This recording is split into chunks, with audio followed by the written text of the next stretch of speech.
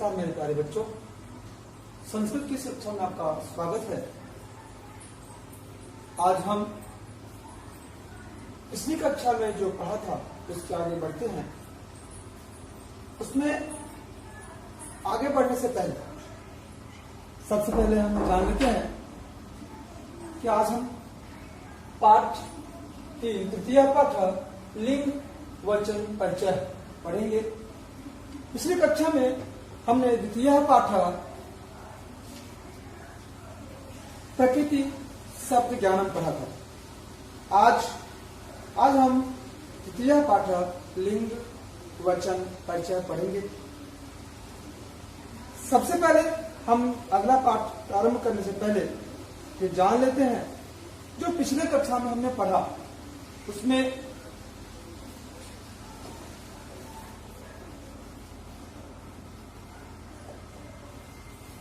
कुछ प्रश्नोत्तर था जो हमने प्रथम पाठ का भेजा था कल पिछले दिन की वीडियो में। आज हम आपको द्वितीय पाठ का आज के पाठ के साथ, आज की वीडियो के साथ द्वितीय पाठ का प्रश्नोत्तर आपको हम भेजेंगे जिसे आप उत्तर पुस्तिका में लिख करके याद करेंगे। इसमें प्रथमा पाठ द्वितीय पाठ में शब्दार्थ हमने आपको लिखवा दिया था, वो आपको लिखना है। उसके अलावा ये पहला है चित्र नाम लिखत, जो कि आपको कॉपी में नहीं लिखना है, किताब में ही उसको पूरा कर लेना है। पहला क्या है? पर्वत। दूसरा है सरिता। ग आम्र। क्योंकि पर्वत का चित्र बना है तो हम पर्वत लिखेंगे। यहाँ एक नदी का चित्र बना हुआ है तो नदी को संस्कृत में कहते हैं सरिता। और ये आम का चित्र बना है, जैसे कि आप देख ही रहे होंगे, तो ग आम्र माने आम। और घ एक बालक का चित्र बना हुआ है तो बालिका।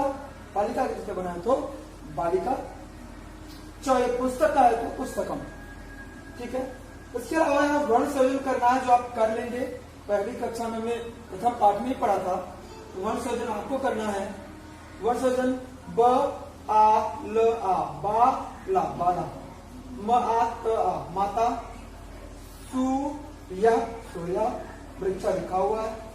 पत्रम, यह आपका वर्ण संयोजन है। इसके बाद नीचे दो ऑप्शन दिए, इसमें एक सही एक गलत है। उचित शब्द रूप में लिखा सही पद शब्द लिखिए। जो सही पद है जैसे फल फलम, क्योंकि फल जो है हमने कल पिछली वीडियो में पढ़ा था कि अगर नपुंसक लिंग है, निर्जीव वस्तुएं हैं, तो उसमें क्या लगता है? अंत में म लग जाता है, तो फला नहीं होगा, फलन होगा। सरिता सरिता, तो क्या होगा? सरिता नहीं होगा बल्कि सरिता होगा, कारण विस्त्रीण होगा। जल जलम, जलम भी यहाँ पे आपका नपुंसक लिंग है तो जलम होगा। वन वनम, वनम भी नपुंसक लिंग है तो वनम होगा। बालिका बालका, बालिका कोई शब्द नहीं है, बालिका शब्द है तो बालिका। ये आपके इस पाठ का जो हमने आपको इस वीडियो के साथ हम आपको पीडीएफ फाइल में भेज देंगे। इसमें प्रश्न है, कुछ प्रश्नोत्तर जो हमने आपको लिखा।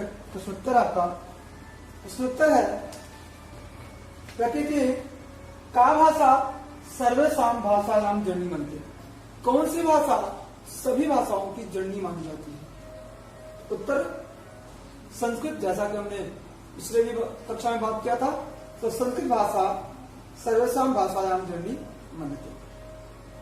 संस्कृत लिंग से कति भेदा सन्ति। संस्कृत में लिंग के कितने भेद हैं? हमने पिछली कक्षा में बात किया था, कितने भेद हैं? 3। यहाँ भी हमने दिया हुआ है लिंग के कितने भेद हैं? 1 2 3, पुल्लिंग स्त्रीलिंग और नपुंसक लिंग। तो संस्कृत लिंग से त्रय भेदा, पुल्लिंगम स्त्रीलिंगम नपुंसक लिंगम च। तीसरा प्रश्न है खग शब्द से संस्कृत अपरः किम नाम है? संस्कृत में खग शब्द का दूसरा क्या नाम है? तो उत्तर है खग शब्द से संस्कृत अपर नाम चटका अस्ति। खग शब्द का दूसरा नाम चटका है। चटका माने चिड़िया या पक्षी। वृक्ष से अपरः नाम किम अस्ति? वृक्ष का दूसरा नाम क्या है? तर। तर माने पेड़, वृक्ष माने पेड़ और तर माने भी पेड़। तरु वृक्षस्य अपरं नाम अस्ति। मेघस्य अपरं नाम किम् अस्ति? मेघस्य माने बादल का, अपरा माने दूसरा, नाम माने नाम, किम माने क्या, अस्ति माने है। मेघ का दूसरा नाम क्या है? उत्तर पर्जन्य। पर्जन्य माने भी बादल, हमने पहले पाठ में पढ़ा था। तो पर्जन्य मेघस्य अपरं नाम अस्ति। ये इस पाठ का दूसरे पाठ का आपका प्रश्नोत्तर होगा जो आपको लिखना है। आइए हम पाठ 3 पढ़ते हैं। पाठ 3 में प्रारंभ करने से पहले हमने देखा है, पिछले वीडियो में आपसे कई बार कहते आ रहे हैं मेरे प्यारे बच्चों, वीडियो सभी बच्चे देख रहे हैं लगभग, परंतु अपनी उपस्थिति के लिए आपको टिप्पणी बॉक्स में अपना नाम, कक्षा और वर्ग लिख करके भेजना है, तभी आपकी उपस्थिति मानी जाएगी। प्रथम। द्वितीय, ये संस्कृत है। संस्कृत आपको तभी समझ आएगी जब किताब आपके पास हो। तो मेरे प्यारे बच्चों, किताब सभी लोग ले लेंगे, किताब सभी के पास होना अनिवार्य है। जब किताब आएगी उसी से आप देखेंगे और साथ में इस वीडियो को देखेंगे, तब आपको समझ आएगा क्या पढ़ाया गया। और तभी अगर आपको कठिनाई आती है तो आप टिप्पणी बॉक्स में लिख करके पूछ सकते हैं, जैसा कि मैं कई बार आपसे इस तरह से करता रहा हूं।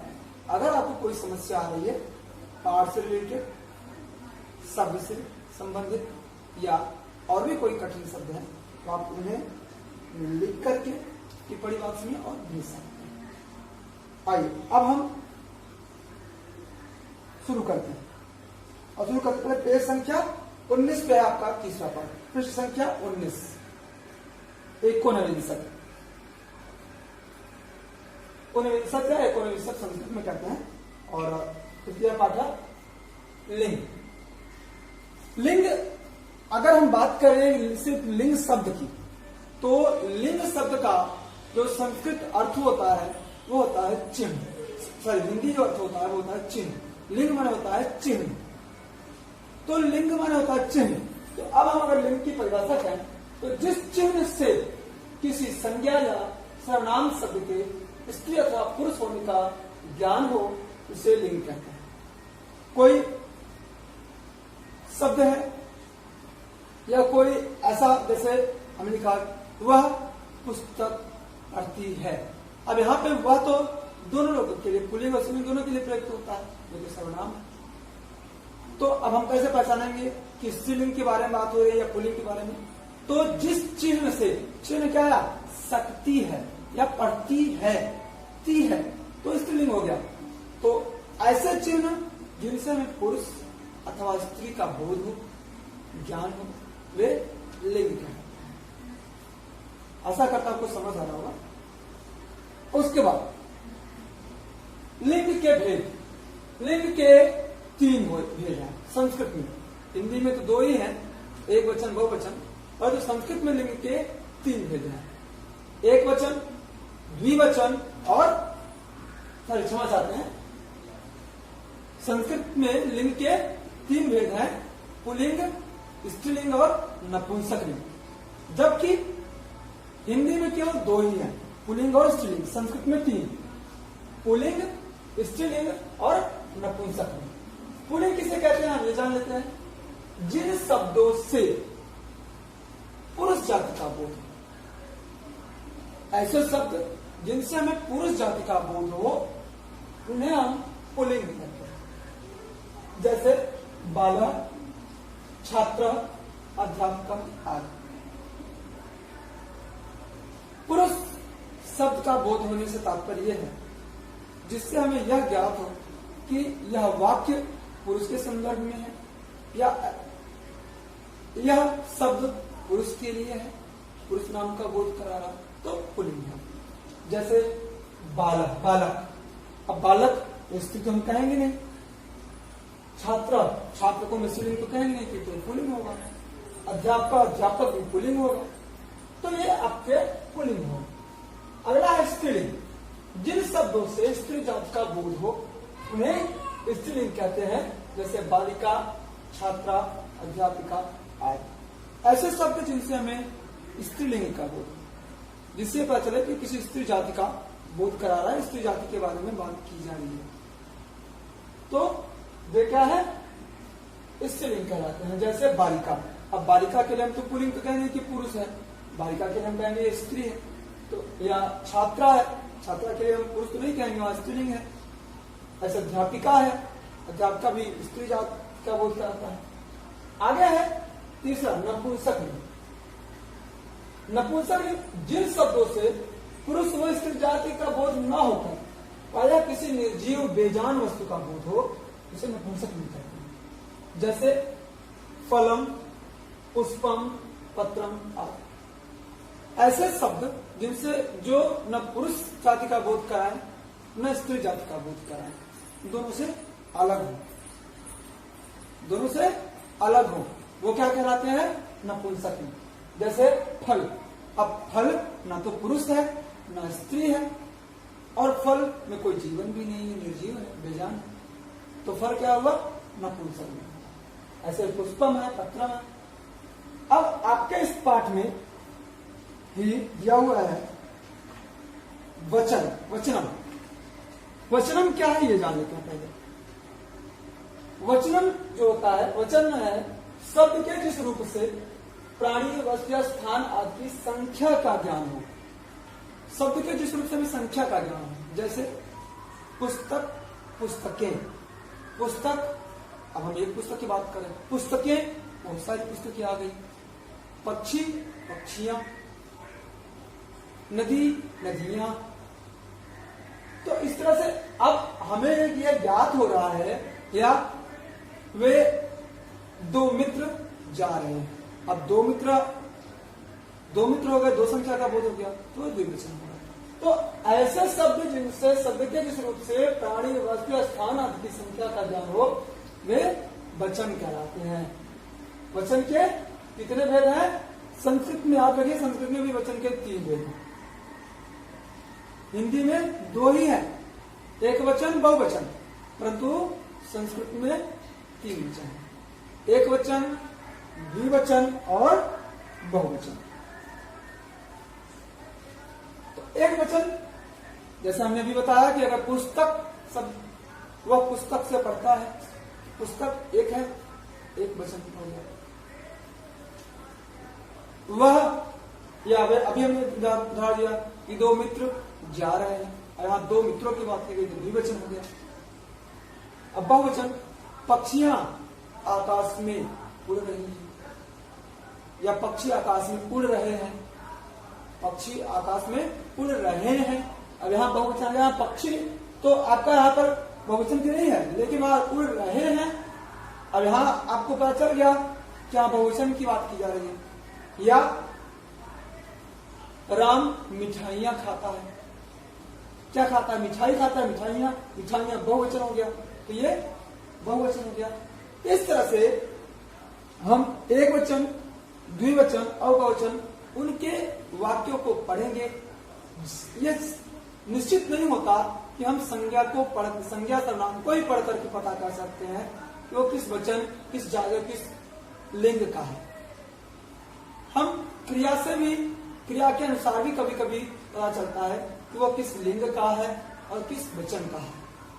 तो पूरे वाक्य को देखना होगा। अगर सिर्फ शब्द है तो शब्द से समझने का प्रयास करेंगे, अगर पूरा वाक्य है तो वाक्य से समझने का प्रयास करेंगे। मेरे प्यारे बच्चों, आशा करता हूं कि आपको पूर्ण समझ आ रहा होगा, समझ आया होगा। अब आपके लिए इसी आपकी किताब में, पुस्तक में, यह है अकारण पुल्लिंग शब्द, शब्दाह। अकारण पुल्लिंग शब्द है, यहाँ पे एक वचन, द्विवचन, बहुवचन सारणी दी गई है। नरः, नरौ, नराः। नरः एक है, नरः 2 है, नराः बहुत सारे हैं। किसका? एक किसान है, किसको? 2 किसान है, किसका? बहुत 3 किसान है, या 2 से ज्यादा है। बहुवचन का मतलब ये नहीं होता कि 3, बहुवचन मतलब 2 से अधिक कितने भी हो। सस्का माने होता है खरगोश, एक खरगोश है, सस्को 2 खरगोश है, सस्का। यहाँ देखिए 2 से ज्यादा हो गए, 3 से ज्यादा हो गए, तो ढेर सारे खरगोश। गजा एक हाथी है, गजब 2 हाथी है, गजा बहुत से हाथी। ये इसका हिंदी अर्थ होगा। इस तरह से आपका मृगा है, माने 1 मृग, मृग 2 मृग, मृगा 3 मृग। वानरा एक बंदर, वानरा दो बंदर, वानरा दो से अधिक बंदर या बहुत सारे बंदर। मयूरा एक मोर, मयूरो दो मोर, मयूरा बहुत सारे मोर।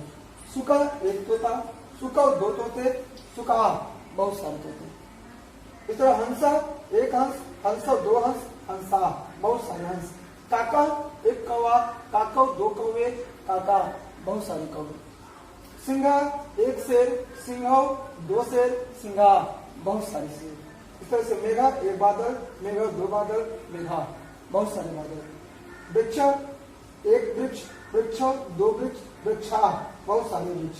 मत्स्य एक मछली, मत्स्य दो मछली, मत्स्या बहुत सारी मछलियां। तो मेरे प्यारे बच्चों, आपको बेकार है कि आप पृष्ठ संख्या ये 91 भी ये शब्द रूप लिखा है 91 से लेकर 23 तक, सॉरी 21 से लेकर 23 तक, ये 21, ये 22, ये 23, ये आपको अपनी उत्तर पुस्तिका में लिख करके इसे याद करना है। और इसके अलावा बेकार आपके लिए और है कि पृष्ठ संख्या 92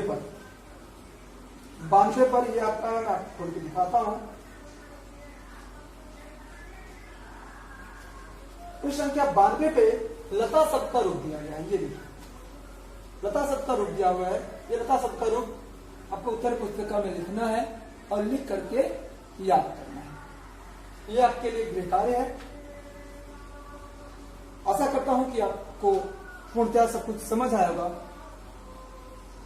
अगले वीडियो में फिर मिलते हैं, तब तक के लिए धन्यवाद, नमस्कार।